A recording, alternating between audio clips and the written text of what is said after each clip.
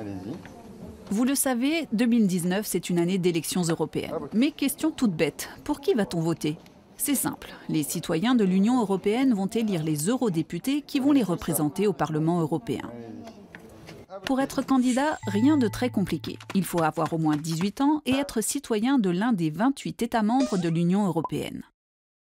Les députés européens sont élus pour 5 ans et pendant leur mandat, ils n'ont pas le droit d'exercer certaines fonctions politiques. Exemple, on ne peut pas être député européen et en même temps ministre dans son pays, histoire de s'assurer que chacun fasse correctement son travail.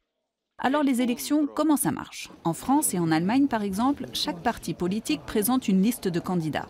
Plus le parti obtient de voix, plus il aura de députés au Parlement. C'est ce qu'on appelle le scrutin proportionnel de liste.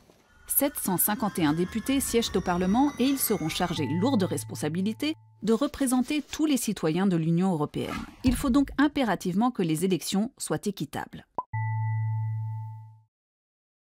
Du coup, chaque pays a un nombre bien précis de députés en fonction du nombre de ses habitants. À ce petit jeu, c'est l'Allemagne qui gagne avec 96 députés. Les petits pays comme Malte ou Chypre ont eux seulement 6 députés.